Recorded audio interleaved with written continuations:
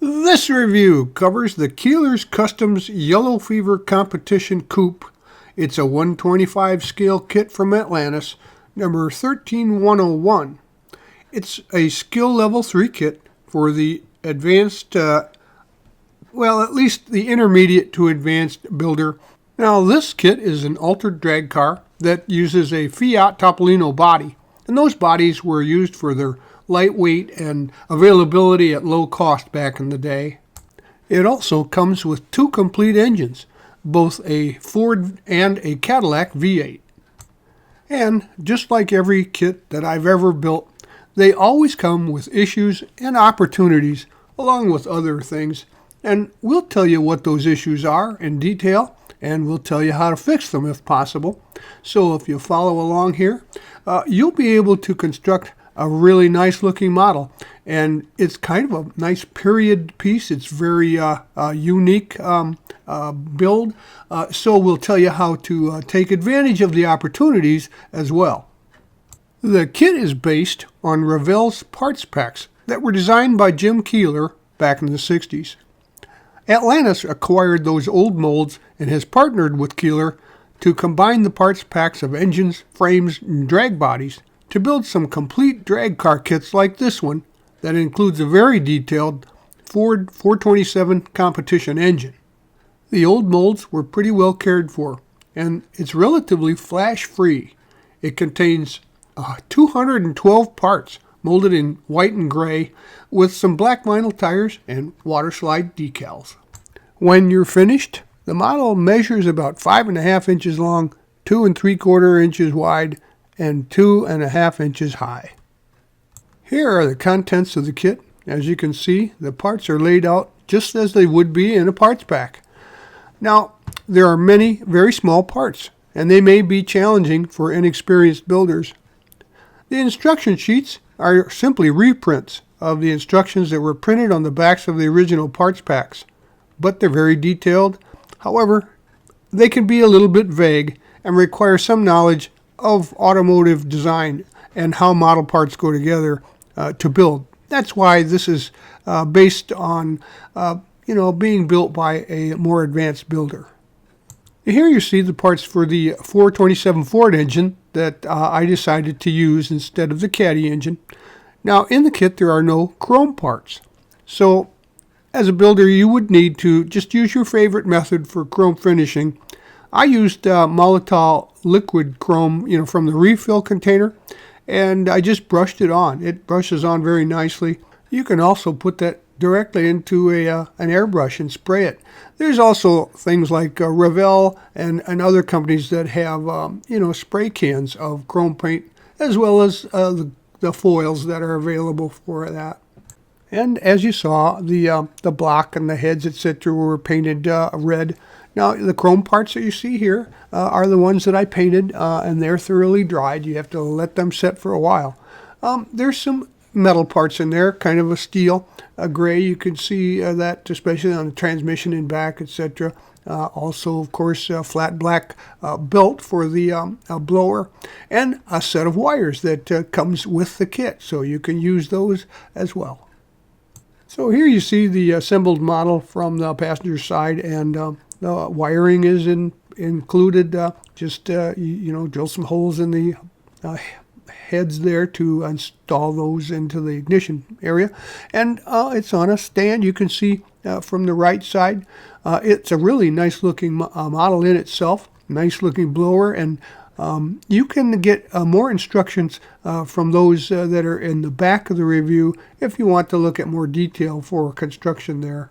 And also note that I decided that the blower hat, the bug catcher scoop, looked a little bit too large for scale.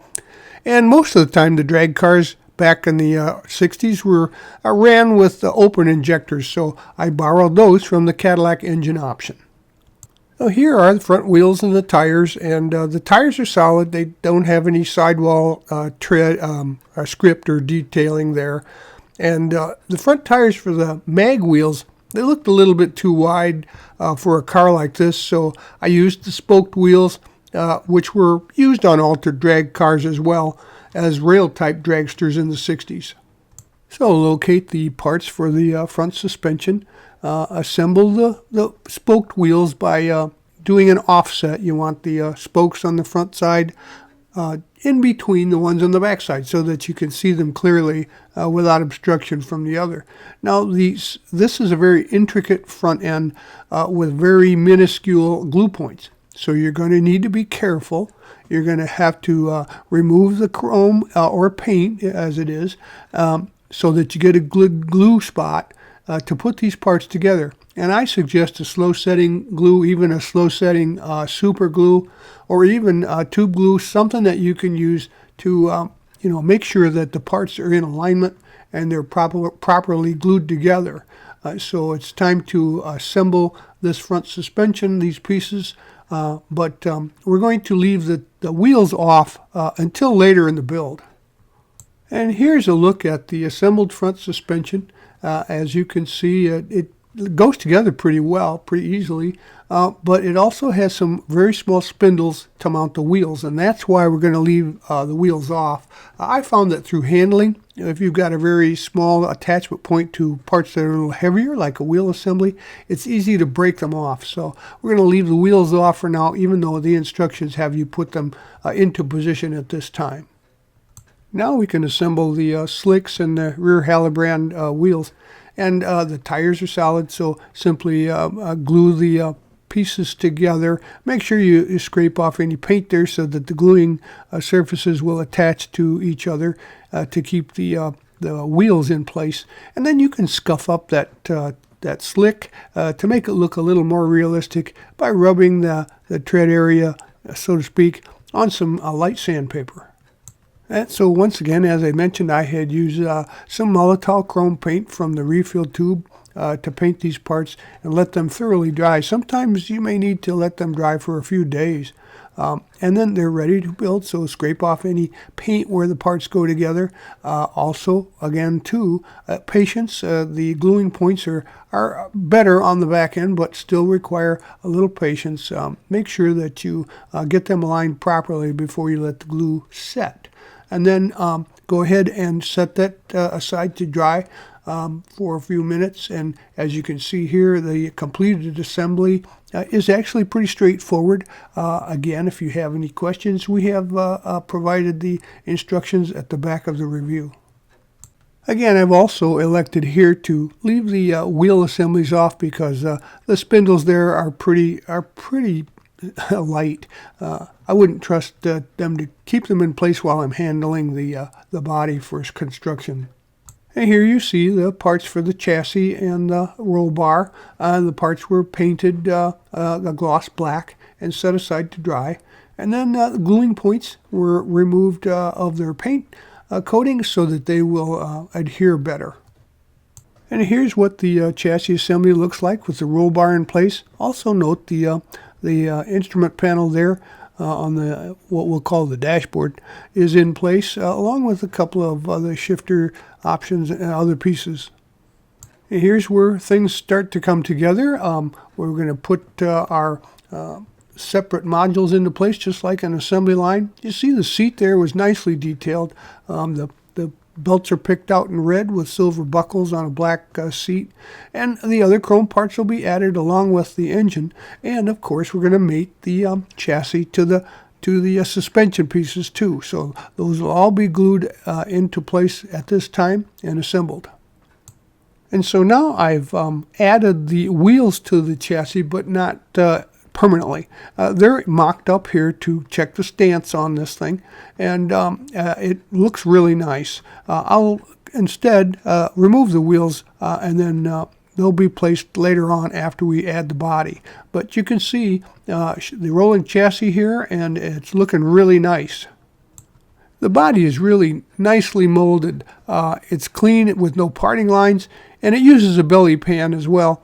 I used some chrome foil to cover the firewall there, but later I found out that it needs some trimming when installing it into the body. So you do this a little at a time to fit your build, possibly depending on the engine that you choose. So just make sure that you can mock all that up before you decide to glue that firewall into place. And then after some light sanding and a primer coat, I used a color coat of yellow and let that set aside to dry. And once it's dry, and you need to leave that gas out for a few days, go ahead and apply the decals into position using plenty of warm water.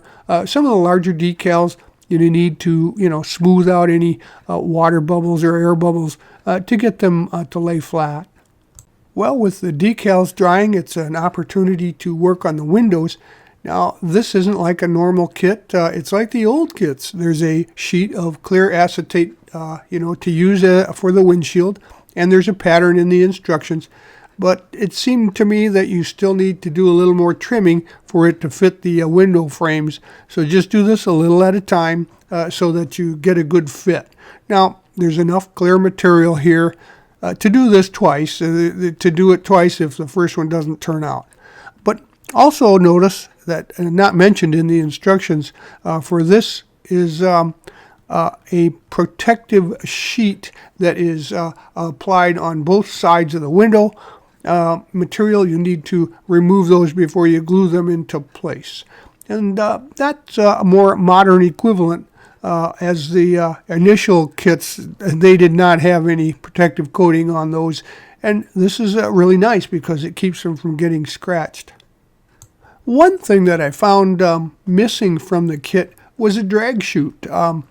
Typically, of course, this is a parachute that's added to the back and released after you cross the quarter-mile line. So I just sourced one from my parts box and attached it into the back. You'll see that later on. And as I mentioned, for a fairly basic build, there's a lot of parts in this kit. In fact, you'll have a lot of extra parts. And here's a picture of the Cadillac engine assembly that comes in a separate parts pack. Along with that, there's just a whole bunch of extra pieces from optional parts that aren't used or that didn't get used for my particular build. So go ahead and add these to your stash. Well, there you have it. Your model kit is finished. And Jim Keeler did an excellent job of capturing detail of the racing equipment and models that were present back in the day. And this model does not disappoint. It's had some additional upgrades to it, which make for a little better construction.